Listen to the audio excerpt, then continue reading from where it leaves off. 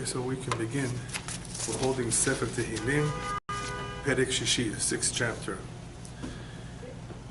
As we're reading through the chapters of this book, pretty much going word by word, I may not be translating into English the precise translation of every word, but I'm definitely going to try to give you an idea of what he's talking about, what David HaMelech is expressing, and as close as possible the English translation. This chapter is a very significant chapter because it deals, unfortunately, with something that we're very familiar, and that is pain and suffering. And much of that pain and suffering has to do with illness. So even though he does mention a little bit about his oppressors, about the troublemakers that he has throughout his life, he talks about that quite a bit throughout the book. Nonetheless, the main focus here is about illness. And illness can be very painful. So how do we deal with this illness? How should one take it? What should one say? So this chapter is, of course, not a complete overview of this experience that we call illness. Nonetheless, it gives us a little bit of the proper perspective on how we as Jews should look at illness. So he begins in the first pasuk by telling us, "Lamnatzeh bin ginot ala sheminit mizmor leDavid." Once again, he says that this should be a mizmor. The words that he's about to say should be sung to Hashem, biniginot, with the various musical instruments that befit this. But this time he adds the words ala sheminit. So he's speaking to the conductor, to the one who's responsible for putting the music together, and he says, use the eighth one. What's the eighth? What's the sheminit? I think we see it at least one more time in Tehilim, the word sheminit. Rabbis tell us that the instrument, whether it was the harp or some other stringed instrument that was used in the Beit HaMikdash, had 7 strings, which we're familiar with. The one that will be used when Mashiach will come will be of 8. And the one that will be used in Olam Haba, in the future, will be of 10. As it says, Nevel Asor, which we'll encounter later on. So obviously the music will be somewhat different. The music will be very special. And for those who have had the experience somehow, either in life or in the afterlife, of hearing the malachim singing, they say it's out of this world. Rabbis tell us if we would be able to hear it in our physical bodies, we would just faint. It's so beautiful. It's so sweet. So we can imagine, and perhaps, that an instrument that has 8 chords, 8 strings, or 10 would be something very, very special. So it could be, as one interpretation says, that he's talking about the future instrument, ala sheminit. And obviously this could be because it represents something very, very special in dealing with something very, very difficult, pain and suffering. Number 7, as you know, we've explained in the past, is a spiritual number. 6 represents this world.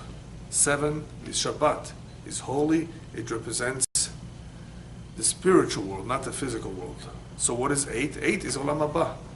So even though he's talking about Yemot HaMashiach, perhaps, he's definitely not talking about the world as we know it. What will happen in Mashiach's time?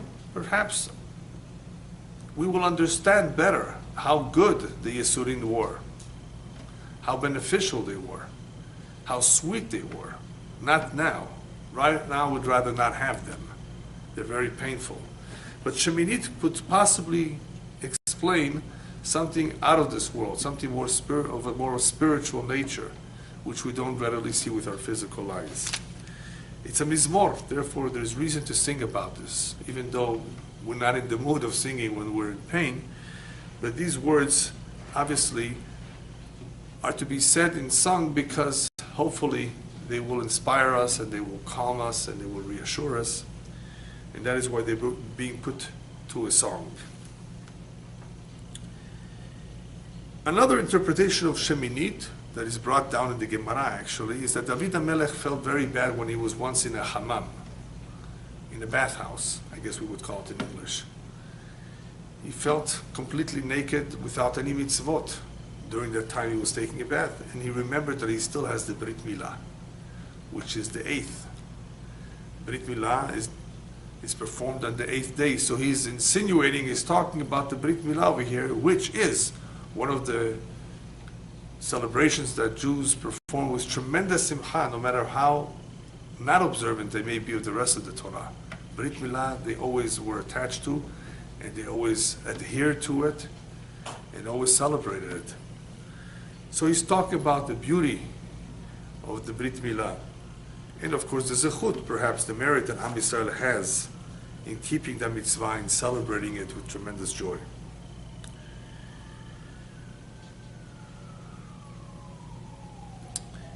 Regardless of the interpretation, he definitely said it when he was in pain. David HaMelech said it when he was ill, as you will see soon. And some say he said it during a time that Am Yisrael suffered tremendous loss. A lot of people were killed. There was a tremendous plague. When he counted them, he made a mistake. He counted them. I mean, we don't count 1, 2, 3, 4, 5. The way it was done in the desert was by receiving a masita shekel, a coin from every Jew, and the coins were counted. So the evil eye should not affect them. The Ain Hara should not hurt them. So he made that mistake. So there was a tremendous plague. Many lost their life. And he's, of course, mourning about that, about the tragedy. This Mizmor is also talking about the future for all the individuals or for the Jewish nation when they will be in trouble, when they will be suffering. And because of that, because this is very much related to suffering in general, the rabbis inserted this particular chapter. You will see, for those of you who pray every day, you'll be familiar with it. This is the portion that is said in the Tachanun. And according to the Zohar, Kabbalah explains that the importance of the Tachanun coming right after Amidah, right after the Shmona Esrei, is because after having made all our requests from Hashem, whether it's about livelihood, health, children, we immediately say Tachanun, which involves Mesirut HaNefesh, giving our life. We're prepared to give our life to Hashem. In other words, don't think that our prayers are for our selfish reasons, that we want just for ourselves. We are prepared to do everything for you, for your sake. So Tachanun is a very powerful prayer, especially in that it comes right after the Amidah. And because of the importance of that prayer, we add words of vidui, of confession. Why confession? Because if this is a true Mesirut Nefesh, that you're about to give your life, imagine you were about to do that, then you want to confess. You want it to be done right. You want it to be done properly. Before giving one's life, he should say vidui. He should be regretful of his past sins. So that is why that particular prayer in Shachrit and Mincha contains words of vidui as well. David HaMelech, in encountering tremendous amount of pain as a result of illness, especially, asked Hashem the following: Adonai, al be'apecha tochicheni ve'al be'hamatecha tiyasereni. Says, please don't rebuke me. Tochicheni means to rebuke with your anger. Ve'al be'hamatecha tiyasereni, and don't make me suffer through your wrath. In English, chema is wrath.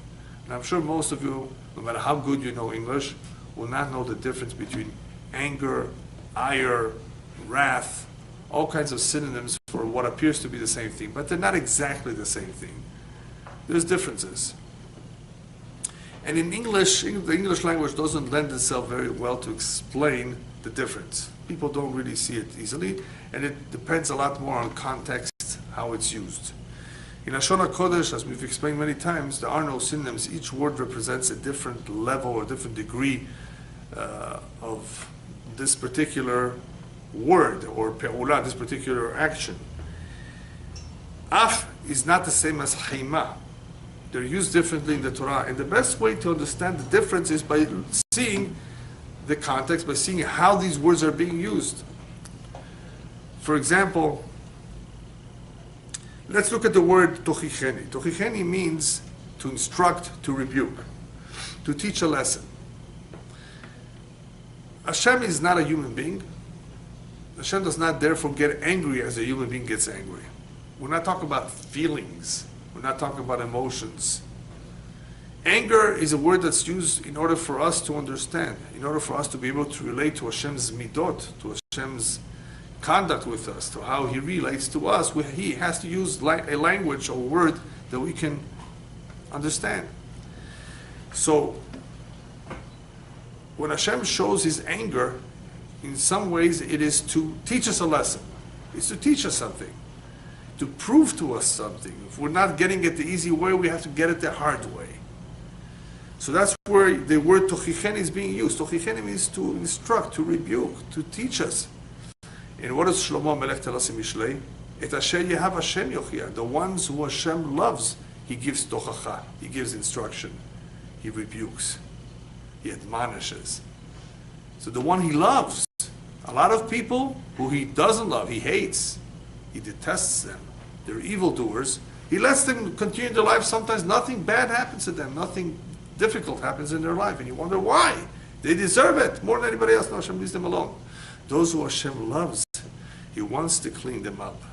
Because Yisurim, all kinds of suffering, they clean. They're very powerful cleansing agents. And who does He give it to? To the ones He loves. So therefore, we see the association of the word tochacha with af. Because that's how He uses it here. Al ba'pecha tochicheni. Don't give me tochacha with your af. So one form of anger is to instruct, is to teach. That we should learn something from the experience. What about the chamatechati asereni? Chema is not necessarily to instruct and to teach. It's plain Yisurim to cleanse us. As we have a pasuk, Ashrei hagever asher tiyaserenu ya. Right?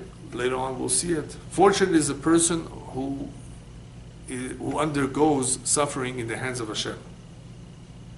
Not at the hands of an enemy, right? But at the hands of Hashem. In other words, that it's completely from Shamayim in order to achieve a certain level of atonement, of a kapara. So we see Yisurim being used for something that is ultimately for a kapara. And what does the pasuk say? Ashrei, fortunate is the person.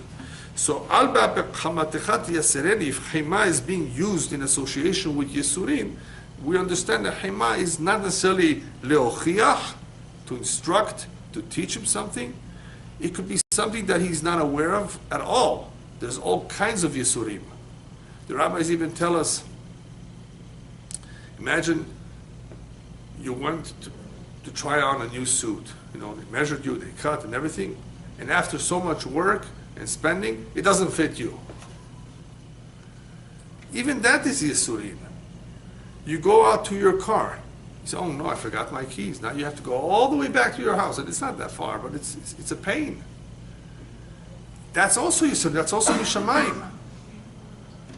Rabbis tell us, even if you put in your hand in your pocket to take out a quarter, and by mistake you took out a nickel. Oh no, you got to put your hand back in. That's also pain.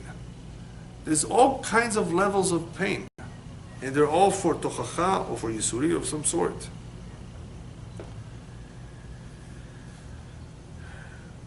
So, what do we see so far? And this must be good then, based on what we're saying, that yisurim is an atonement, yisurim is for the good. But the rabbis tell us very clearly in the Midrash, we would rather be or do without them. As the rabbis tell us, Lo miduvshech velo me'uktzech. I don't want your honey, we tell the bee, and I don't want your sting. Right? The honey can give you honey, the bee can give you honey, but can also sting you. So the rabbis tell us, Lo miduvshech velo me'uktzech. Don't give me your honey, I don't want your sting either. I don't want to have anything to do with you. And there's another language in the Gemara that says, Velo mischaran. I don't want the reward even for it. In other words, the rabbis pretty much said, very few people can handle this. It's very painful. Certain illnesses are very difficult to take. And therefore, even though we know we're going to be rewarded, we would rather be or do without them. Nonetheless, if somebody's going through it, he has to at least have the right frame of mind to understand what this is all about.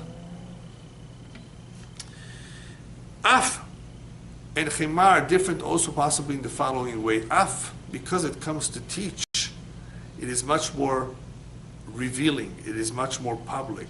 People can see it. People are easily become aware of it.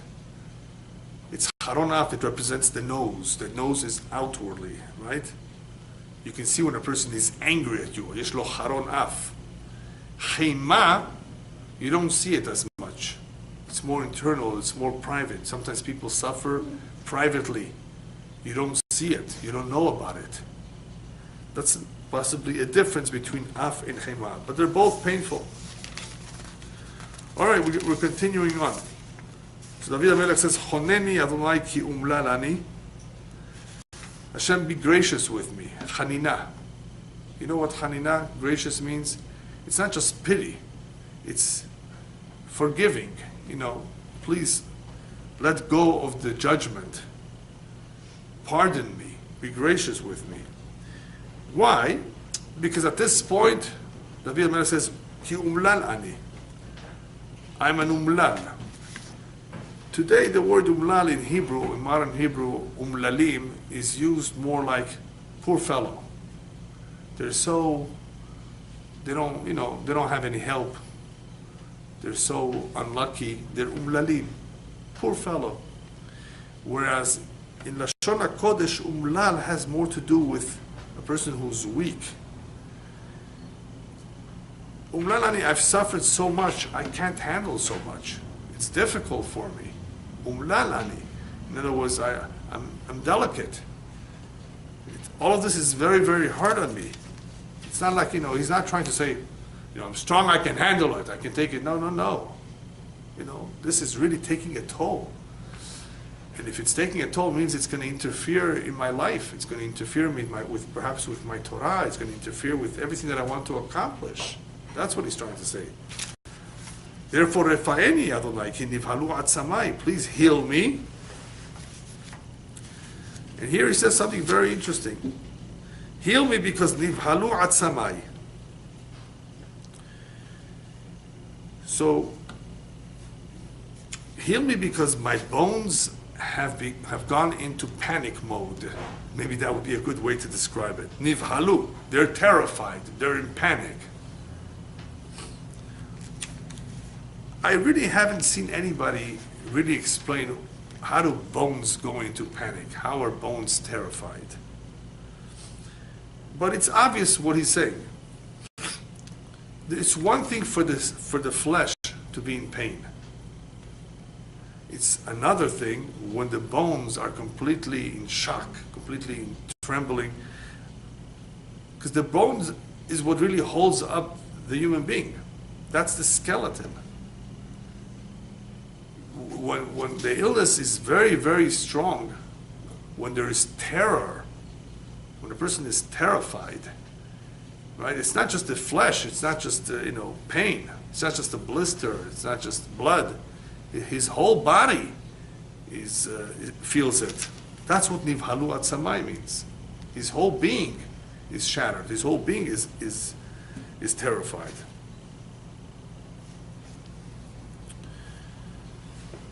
So here he's putting an emphasis on how difficult it is.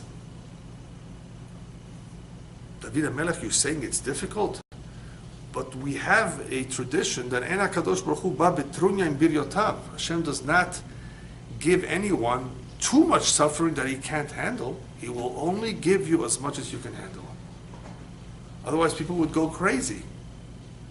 People can handle it, they'll commit suicide, God forbid, if they can't handle it. And some people do, even though they can handle it.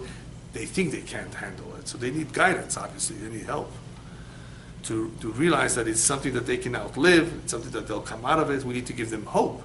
So that's a very important lesson that everyone needs to know, no matter how difficult of a life a person has, no matter what he's going through, Hashem has given him only an amount that he can handle. You know, people who deliver, or who, I forget the exact verb, anesthesiologists, those who inject the anesthesia, they have to know exactly how much to give. Not too much, not too little. Too little, then you'll feel the pain of the surgery. Too much, God forbid, who knows what may happen to the person. He won't wake up. So they have to know exactly how much to give. Hashem knows exactly how much to give, that it shouldn't hurt the person more than what it's supposed to. So what is David HaMelech really telling us? Ki umralani, I can't handle it. He's not talking about himself so much. He's talking about future generations. Imagine people who went through the Holocaust. You know what they went through? They went through hell.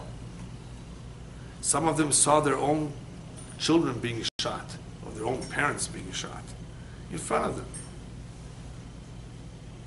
Some of them's babies were taken and thrown against the wall. I mean, the most cruelty that you can ever imagine. Arba mitot betin were seen there. The 4 types of death were seen there. People were electrocuted. People were bitten or eaten by dogs. People were burned. People were thrown off the second story. People were drowned. People were shot, of course. People were gassed. Surgery was done on them. All kinds of painful surgeries from which they died too. Anything you can imagine happened during the Holocaust. Very, very terrible tragedy. So he's talking about that. How will people come out of that? Many of them dropped their Judaism. Many of them couldn't take the pressure. Many of them asked all kinds of questions. And they didn't have the guidance, of course. Had they had the guidance, of course, they would have been strong. They would have realized in the same way that God appeared to conceal himself, but if I survived, isn't that the greatest miracle? Where somebody didn't. So on the one hand, he's upset at what happened. On the other hand, be grateful that you're alive. If you're alive after all of that, that means something too. They're not seeing that. They're focused on the pain. They don't have the guidance. So David HaMelech is asking about all those people. Not everybody can handle, even though it's true. You only give so much that a person can handle, but it's so painful that some people may just run away from it. They may not want it. They may not understand it. Even when somebody was guilty of some offense that deserved to receive lashes, malkot, Chachamim tell us very clearly that Beit Din would have to calculate how many lashes this man can take. If he can't take too many lashes, they wouldn't give him more lashes than he can take. You gave him one too much lashes, you would kill him. You don't want to kill him. You want to just give him lashes. You know, in some countries they don't care. They just beat you. If you die, you die. Right? No, but by us, you have to be very careful. The point is not to kill him. The point is just to give him enough lashes that he can handle. Yeah. Is the lashes in Jewish tradition is not like this, that the left would come and get here from this lash. Right. It was done in a very, very specific way. It was done with a certain kind of whip, a certain part of the body, on the back. Yeah. Yes, you're right. It would wrap itself up a little bit, yeah. It was done in a very unique way, yeah. If the person sold themselves after one, they would have to stop. It says that the person... Oh yeah, there was a lot of... there were times when they would have to stop. No, if he was shamed, you mean? No, the person, like, they lashed him one time and he soiled himself. Shamed himself, yeah, soiled, yeah, exactly. The whole idea was not to shame him in that way, where he would experience a shameful act, I guess you can call it. So therefore, David HaMelech says here, Refa'eni, heal me. He's telling us who's the ultimate healer? Hashem, not a doctor. So when one is going through pain and suffering, That's very important to keep in mind, no matter how difficult it may be. Even though we try, we go to doctors, but we always have to turn to Hashem. And a lot of our prayers contain words to that effect. Hashem is the one that heals. The doctor is only a messenger. Hashem is the one that heals. The doctor is only a messenger.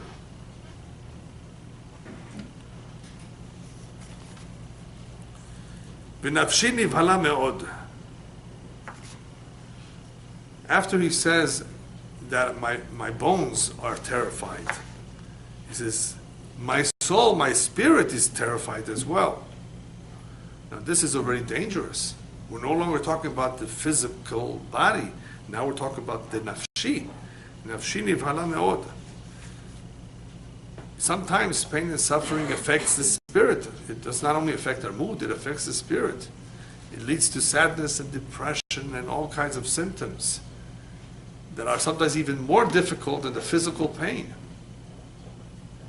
And then the person is in greater danger of losing his life. So it's not necessarily the physical pain where the organs are still functioning, everything is fine, it's just tremendous pain.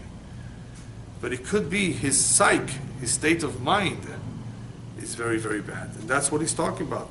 That at this point he's gone through so much that nafshi nivhala me'od. My nefesh, my spirit, is very, very much terrified as well.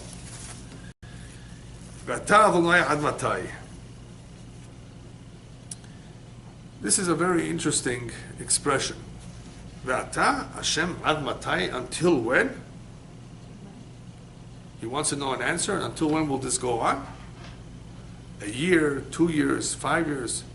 Are you expecting to get an answer from Hashem? David, 4.5 years.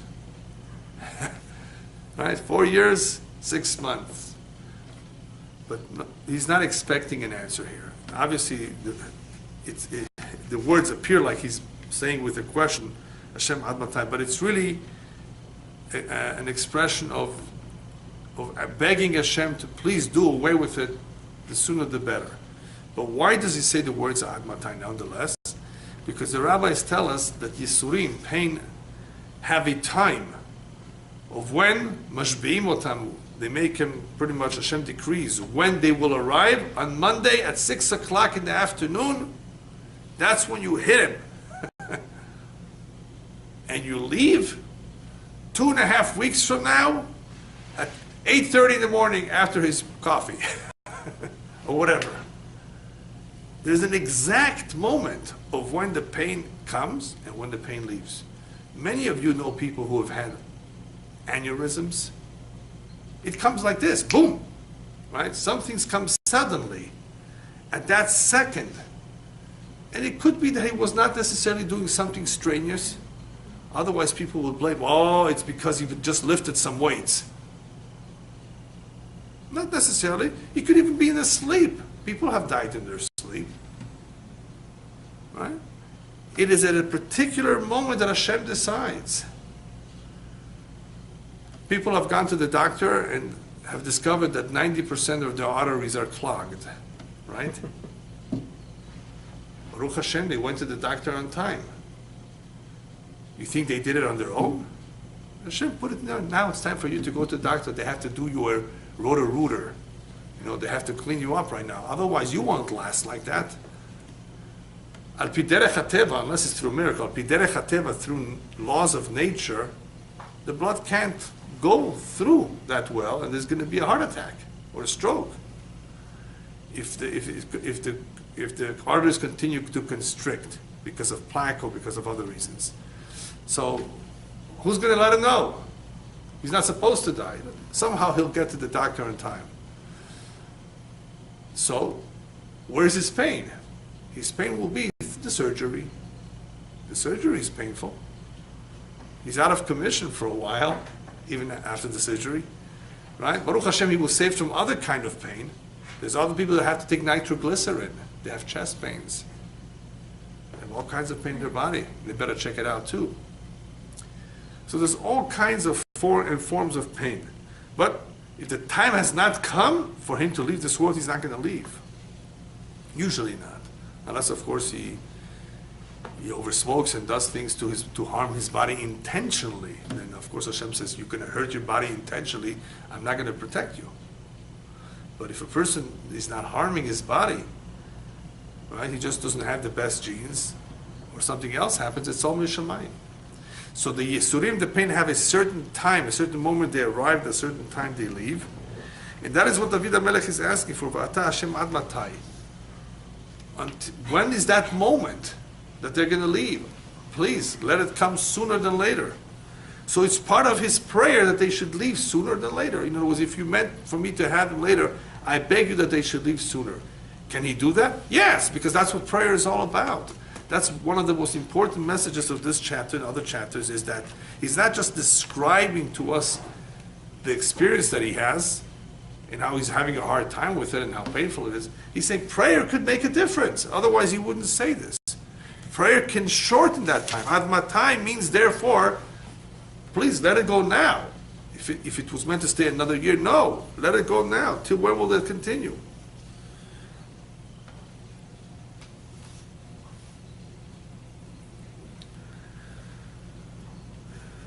There is a story in the Gemara with Rabbi Yehuda Nasi. I think it was 13 years he had pain. One of the worst kinds of pain is in the teeth. And the reason for that is because once he saw a calf running from the shochet, from the one who was going to slaughter it. It came and hid next to him. And he realized where it was coming from. And he says to the calf, go back to the shochet. You were created for that. You know, you were created for human consumption. And the Chachamim say that because he had a lack of pity on that calf, in the Shemaim at that moment they decided he was going to be punished. He was going to get the Surim to atone for that sin. And it lasted for 13 years. Now, was the 13 years Mishamayim? No, it could have been longer. But what happened? At about year number 13, there were some mice or rats, little animals in the house, and the maid came with a broom to, smack them out of the house. And Rabbi said, please don't hurt the little mice or rats. Hashem has pity on all his creatures. So, you can show them the way out, but don't hurt them. But Shemaim at that moment, they said, oh, now he has pity on creatures, on animals, we'll have pity on him too. That's when the pain ceased. Pain went away, as though it never was there. So we see from that incident that sometimes through a ma'aseh, through a particular deed, not necessarily a prayer, they will have pity on us.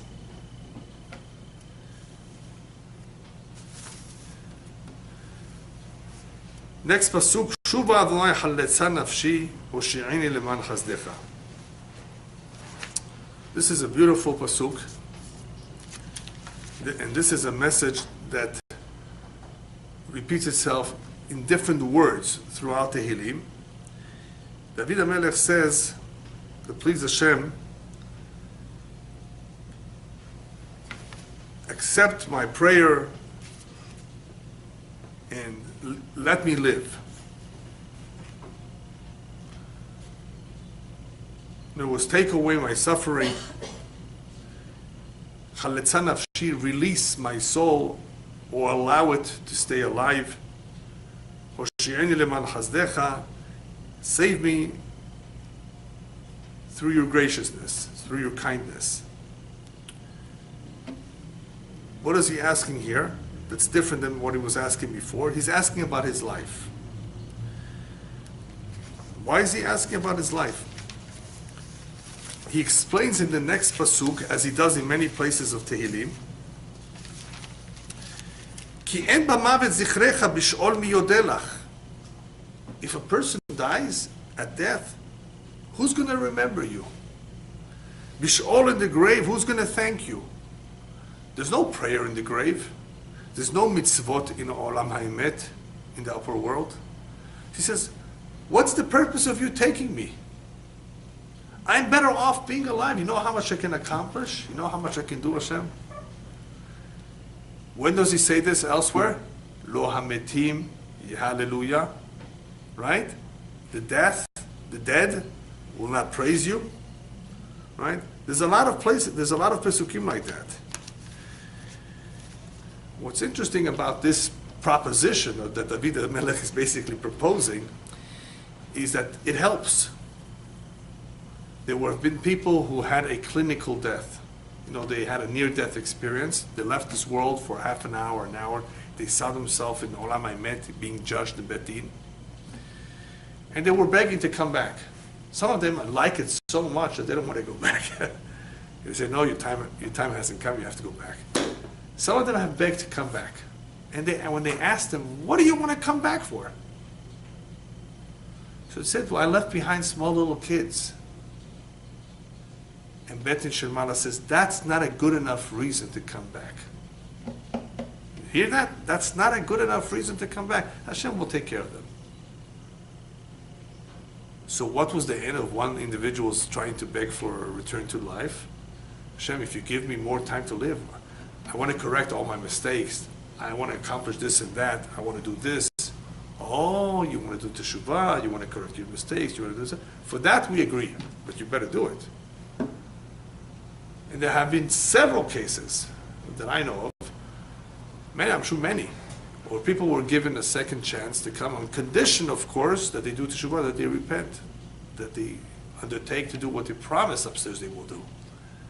For that, it's worth it. Otherwise, it's not worth it. Why? You're already going anyway. Well, why should you stay around?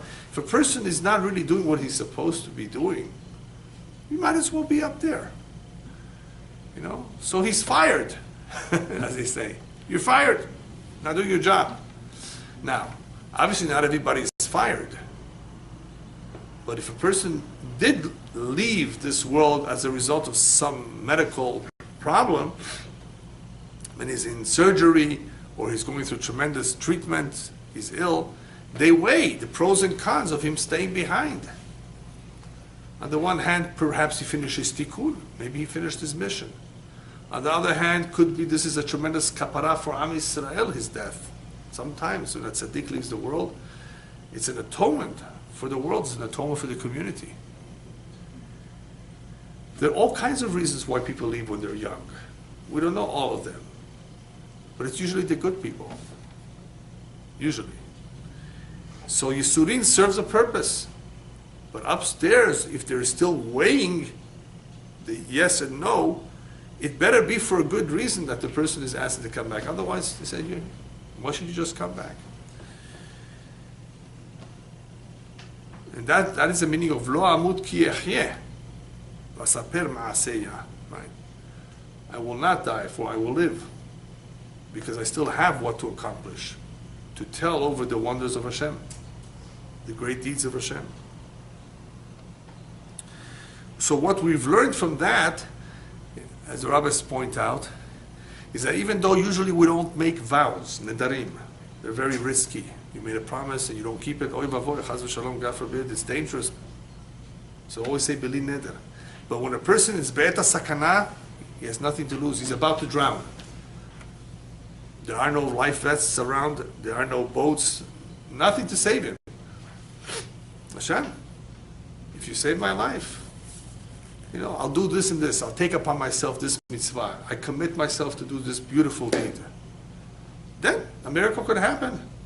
Maybe a whale will swallow him, like with Yonah, and deliver him on Santa Monica Beach, or I don't know, not on Venice. Who knows? Something will happen. He'll see a piece of wood floating in the water. It has happened. All of a sudden, the big wave will just throw him out. That has happened too. Or a helicopter will spot him. There's all kinds of ways to. Hashem has many ways of saving people, of helping people. So what can save a person from an illness, from jail, from any trouble that he's in very, very difficult predicament, is a neder, or a commitment of sorts concerning, or involving, I should say, a mitzvah, a good deed. And that is why the rabbis tell us, Nodrin be'eta sakana. Be'eta sakana, when a person is in danger, he can do that. So here David HaMelech is saying, Shuva Hashem chaletza nafshi. Save my life, help me.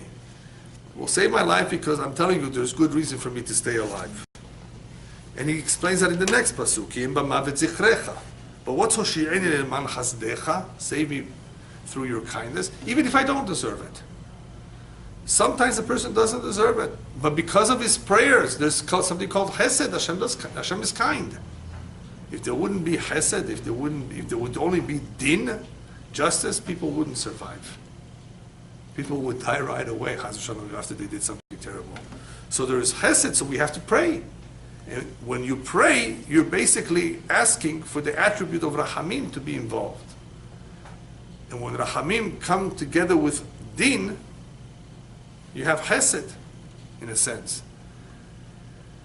Because Chesed, in reality, is also a modified form of Din. It's still difficult, but it's mellow. It's Yesurin, which are Mechaprim. But it's not necessarily Be'afu Be'chaima, as we have mentioned before, with tremendous anger, because those are much more heavy duty. So, whereas Chesed is much more mellow. Chesed, of course, could also be the other extreme, complete recovery, healing and saving, which is what David HaMelech is asking for. So why am I asking for this? What will happen if he dies? What will happen if he goes to the grave? Who's going to thank you? What's the purpose of dying? What will you gain from it? So you see how he's attacking this difficulty that he's having from all angles, and all through prayer, of course. He's not complaining to Hashem, it's not fair. He never said that. Some people say that. He said, no, Chas v'shalom, you can't say that. Because adin din emet, it's always just, it's correct. But you can ask to get rid of it. Even if it's good, you know it's for your good. It's going to atone, it's going to clean you up, it's going to be like a hot shower, all the stains are gone from the neshama. But we'd rather not. We'd rather pray for it to go away. And I'm reminded by a very famous question. Why pray for something if what you're going through is what's good for you? Why pray for it to change? Good question, no? Yeah. Because a person can still do the good without having to go through the pain. He can still redeem himself. The pain is a sort of an incentive. It puts him on the spot. Right. The person can change their life or can do the right thing on their own if they're motivated correctly. They don't need the pain. You're very, very close, I guess, to the answer. There's several ways to look at it. Number one, the amount of prayer one does and the teshuvah that he does in conjunction with the teshuvah, in conjunction with his commitment to do good deeds, will take the place of all the pain. So as a result of all his renewed commitment and prayer and all that, rabbis tell us he has become a different person. So he's no longer the same person who was before, who needed the pain to atone. He's now a new person. And this new person, on this new level, does not need any more the pain. So that's correct. That's pretty much one way of looking at it. Another way, of course, is that sometimes people can redeem themselves through other ways, not necessarily through this painful way. The thing is that they don't always give us a choice. But it can come through poverty, it can come through illness, it can come through all kinds of ways. Yeah. Pray, chesed, and what else? What is that? We said pray, chesed, and what else to do? Teshuvah. Yeah. The immediate thing to do is to change our ways, to commit ourselves to something, because that's what Hashem is hoping for, especially if it's tochicheni. If he's rebuking us, he's teaching us a lesson. If it's Yisurim because of some kapara, of some sin, then we hope to somehow compensate for that in some other way, by taking upon ourselves some mitzvah that will tear up the bad decree, and that will, of course, elevate us closer to Hashem, and where there's no need anymore for those Yisurim. Because we understand it. But Yisurim, the pain, could be for all kinds of reasons. But we don't know always what it's for, so we try. People change their name. People add a name. People give tzedakah. People do all kinds of things. They go all over the world for treatment. because they don't know what's going to help. It could be the fact that they traveled so much, they spent so much money, Bashamayim, and say, okay, let's see how much money they spent so far for treatment. $300,000. Wow. And they don't have the money. They had to collect it. They had to borrow it. They had to beg for it. They had to travel long distances. They had to go to doctor after doctor. After 5 years of treatment and so much money spent, the kapara was accomplished. You see what I mean? So we don't know what it will take to achieve kapara. So we try everything. But we're hoping, obviously, that person should never have to go through these things because it's so painful. It's so difficult. Of course, people can bear with it, but it's still painful. So we pray. Prayer is powerful. And we are taught this lesson time after time, perek after perek. That's what he's doing. He's praying, right? Here and there he says that I will take upon myself perhaps something, but mostly it's prayer. All right. Yagati ben chati asche b'cholala mitati b'dim'ati arsi amse. This pasuk is a little bit difficult to understand because of some words that are not very common in Hebrew, Lashon HaKodesh. But I'll try as best as possible to translate it. Just a second.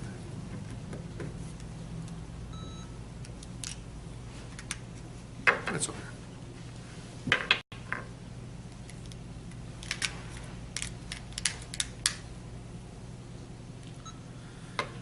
So Yagati ben Hati, and Hati anachot is to sigh. You know, when a person is sighing, he's so overwhelmed. Yagati. I'm so overwhelmed, so overworked with anachot, with sighing, because of the pain and suffering. Ashe b'chol layla mitati.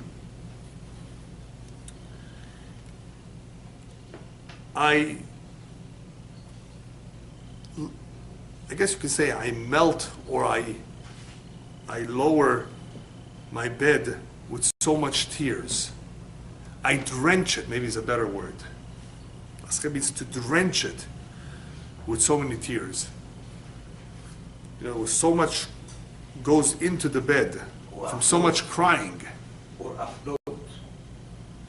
For what? That's asche. B'chol layla mitati. B'dim'ati. It could also be, I didn't see anybody say it, but asche could also be from Lashon sicha. Sicha is from so much talking to you. But he was talking to you and praying to you and crying to you with tears. Arsi amse, my bed is completely wet with my tears. So asche b'cholala mitati b'dim'ati arsi amse, with my tears I wet my bed. So eres and mita are pretty much similar. Mita is where we sleep. Arsi is where I put my head down. And I'll tell you why the word is a little bit different here. You could have just said mitati, and he's not trying to be poetic and change the words over here like some would want to say. The Midrash says that for 13 years, David HaMelech was very, very sick. The last 13 years of his life especially. And he was so sick that a lot of pus was coming out of his body during some of the time that he was sleeping on 7 pillows, and they had to change it every so often because he was so drenched and wet. That's how much in pain he was. Because during the time he was sick, I mean, there was different illnesses, there were different pressures, different problems, but this was a period of time when he was sick.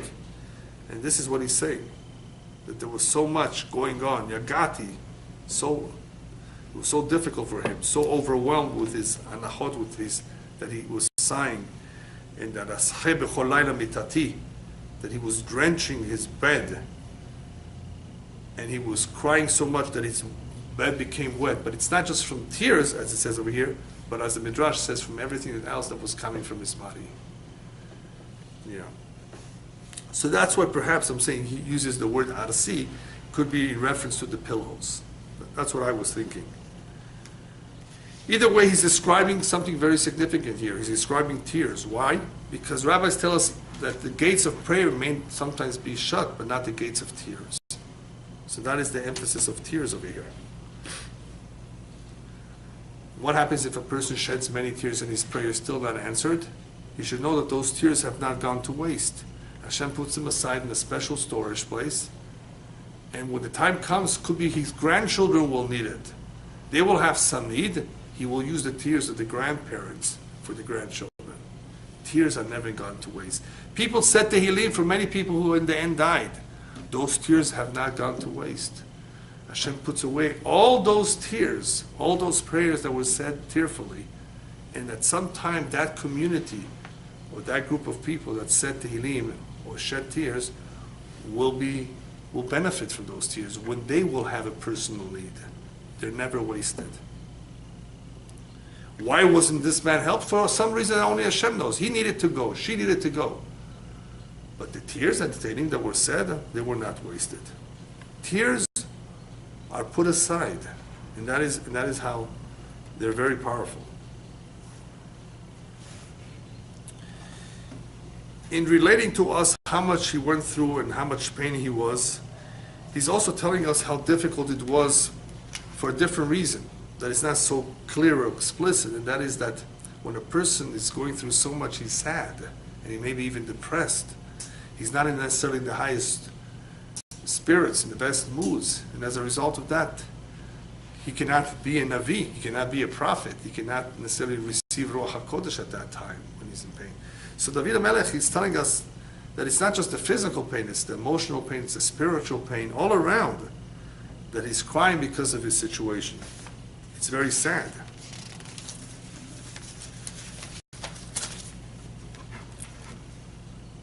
What we don't know, however, is what this pain is for exactly. And even though David HaMelech knows better than us what it's for, perhaps, we do know one thing. Rabbis tell us that sometimes tzaddikim are afflicted with yisurin shel ahava, pain that comes out of love, not pain because of a particular specific sin. How do we know if it's out of love? That it was to increase his reward or for the benefit of the generation? When it doesn't interfere with his Torah, when it does not interfere with his regular schedule of Avodat Hashem, of the service of Hashem, when it interferes and throws him off completely, he cannot focus on anything, then it's not Yisurin Shel Ahava, because otherwise it wouldn't disturb him. So sometimes some tzaddikim receive Yisurin Shel Ahava, plain Ahava, pure love of Hashem, but it does not interfere in any way with their service of Hashem. Obviously, this is a little bit different kind of Yisurin. There's all types of Yisurin that he's describing over here. He's also describing Yisurin that other people will go through, and that is why he composed this chapter, not only for himself, but for other people to say when they're going through what he's going through. Muhammad he lost a young son, Sure. and he was very much sorrowing, and he was What? he was very much depressed, and Yeah. he could not forget about that. And There's all I kinds. mean, this interfered with his Torah. No, not really. Momentarily. We have to be in mourning for 7 days. There's 30, there's a year for parents and so forth. There is a time for everything that you have to show the pain for the loss. We feel bad for someone for not being able to continue to perform mitzvot, for not being able to continue to be with his family. But it should not, that pain and sorrow should not take us away from focusing on the reality, which is Hashem knows what he's doing. And if one is focused properly, the pain won't overwhelm him. It won't take him over too much.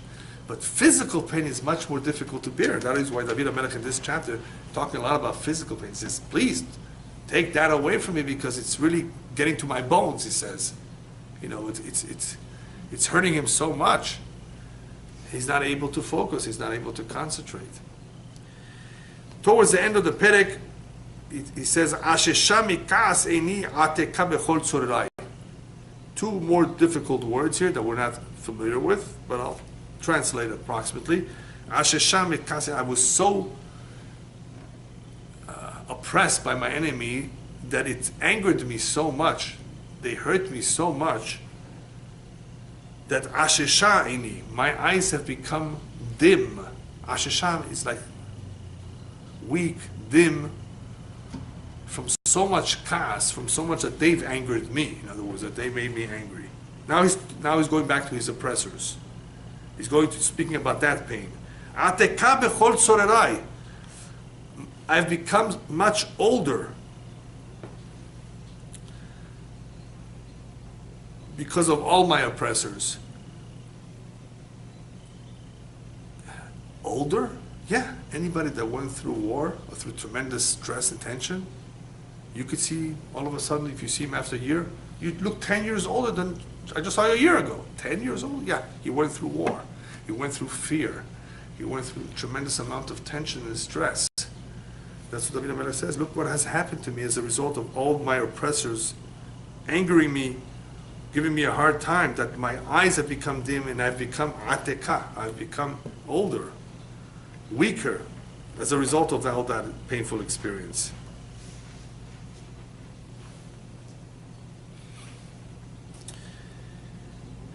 Finally, he turns to his enemies and he says as follows.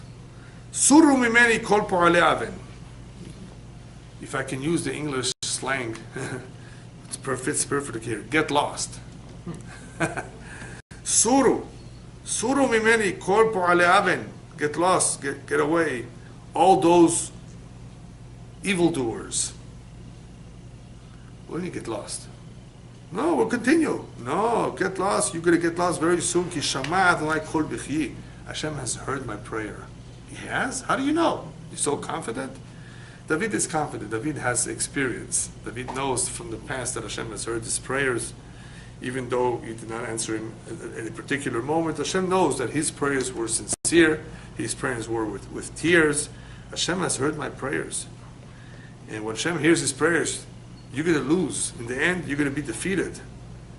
And worse than that, what's worse than being defeated? What's the worst punishment that Rasha will ever get for what he's done? To be shamed. To be shamed permanently. And that's what he reserves the last two pesukim for. Shama Adonai techinati. Hashem has heard my pleading with him, my imploration. Hashem tefilati ikach. Hashem will accept my prayer. So you see, never give up. Hashem will hear it. Yevoshu v'yibahalu me'od kol oivai yeshuvu yevoshu raga. The last pasuk is, they will be embarrassed.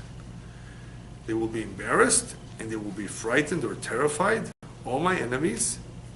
Yeshuvu, and again, once again, yevoshu raga. This word yeshuvu has two interpretations. Some say yeshuvu means that they will try to repent. Yeshuvu from the language of teshuvah. Hashem will not accept their repentance. Yivoshu raga, at that time when they see the truth, at that time they will be embarrassed. What time would that be? When Mashiach comes. So this last pasuk is talking about umot ha'olam, the nations of the world, not just his own enemies, all the nations of the world, all the oppressors, all of them, kol oivai, it says kol oivai. All of them will be put to shame. And I'd like to say, and I think somebody else says it as well, either a midrash, Yeshuvu, they will all come back in a reincarnation. Either that, or they will come back from Tchiyat HaMetim. They will rise, all those enemies will rise for a moment. Raga means here, therefore, they will rise for a moment in Yevoshu, and they will go back to Gehenom. Hashem brings them up to be judged in Yom Adin Gadol V'Norah, in the last day of judgment, to be judged. They see all the beauty and all the emet. That gives them tremendous embarrassment. Yeshua, therefore, you can say, therefore, they will come back, either from in a reincarnation or in Tchiyat HaMetim. They will be embarrassed, raga, for a moment. Why for a moment? Because they will go back to Gehenom. They will go back to earth. So all of those interpretations, of course, are correct. All of that will happen. But the common denominator is shame. they will be embarrassed. The rabbis tell us the greatest genom that a person can ever experience is shame. Shame upstairs is the worst thing that the neshama can suffer, much more than any other pain. It's the shame. Wow. Knowing that it made such terrible mistakes, knowing that it did the wrong thing, knowing that it was doing something so not right, it will be embarrassed. So, what should we do? Rabbis tell us that instead of being embarrassed in the world to come, a person should therefore do teshuvah and embarrass himself. In other words, should be shameful of him, embarrassed for himself, and ask for teshuvah while he's still alive. Because mutav shenevosh ba'olam hazeh velo la'olam haba. It is much better that we should, of course, feel the shame for what we did in this world and not in olam haba. So, in the end, of course, we see from this that the enemies, even though right now they may be oppressing, they may be doing what they want, in the end, HaKadosh Baruch Hu will take all our prayers, and so many prayers have been said throughout the history, and will, of course, apply them, or accept them, or listen to them at the right, proper time. When I say Shema Kolenu, Chus v'Rachem Aleinu, I have in mind my own kavanah, is Hashem accept all our prayers, including the prayers of those who are already dead. I haven't seen that anywhere. That is the kavanah to say, to have in mind when you say Shema Kolenu. Shema Kolenu, please listen to us, accept our prayers. I have in mind my own prayer. Hashem, have in mind what we're asking, plus Kolenu, all the voices and prayers of all our forefathers who are no longer with us, but you for sure have recorded them. Listen to all those prayers together. Chus v'Rachem Aleinu. And the time has come to accept our prayers, and was to listen to them and to fulfill our requests. B'ezrat Hashem. So, what is the segula for this perek? This one should be obvious to everyone. This one is if you're in pain. If you're going through tremendous amount of pain, and rabbis tell us especially pain in the eyes. This chapter is especially good for pain in the eyes. But in general, anybody going through a terrible situation, perek shishi Tehilim. There are other chapters too, but this is one of them. From all kinds of tzara, whether it's in the ocean, whether it's on land, whether it's with some very difficult situation which is painful, B'ezrat Hashem, physical, yeah. B'ezrat Hashem, HaKadosh Baruch Hu, through our prayers, B'ezrat Hashem should relieve us of all the pain and should send us a refuah shalema. Amen. Yes.